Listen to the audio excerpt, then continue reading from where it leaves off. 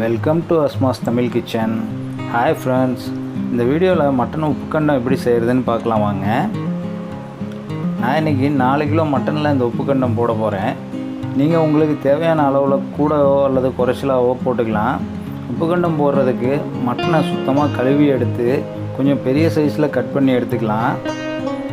Mutton கூட 2 கைப்பிடி அளவுக்கு உப்பு, 2 டேபிள் ஸ்பூன் மஞ்சத்தூள், 4 டேபிள் ஸ்பூன் மிளகுத்தூள் சேர்த்து நல்லா கலந்து விட்டுக்கலாம். மசாலா மட்டனோட நல்லா மிக்ஸ் ஆகிற மாதிரி கைகளால் நல்லா கலந்து விட்டு ஒரு நூலில் லைனாக அத்தனை மட்டன் துண்டுகளையும் கோத்து எடுத்துக்கலாம்.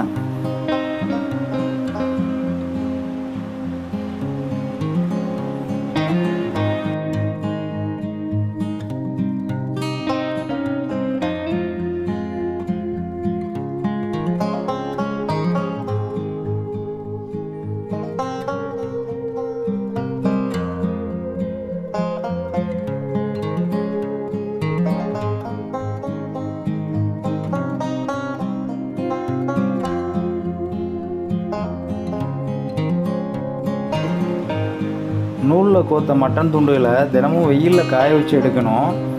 3 அல்லது 4 நாளில் முழுசாக உலர்ந்து வந்துடும். உலர்ந்து வந்ததும் வெளிக்காற்று படாமல் ஒரு டப்பாவில் போட்டு வச்சு யூஸ் பண்ணிக்கலாம்.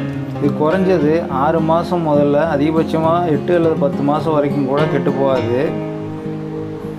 தேவைக்கேற்ற மாதிரி உலர்ந்த உப்புக்கண்டத்தை கல்லில் தட்டி பொரித்து சாப்பிட்லாம் அல்லது குழம்புல கூட போட்டுக்கலாம். டேஸ்ட் வேறு லெவலில் இருக்குங்க. மட்டனை கோத்து காய வைக்கிறப்போ மட்டன் துண்டுகளுக்கு நடுவில் கொஞ்சம் இடைவெளி இருக்கிற மாதிரி கோத்து போடுங்க. அப்போ தான் சீக்கிரம் உலர்ந்து வரும்.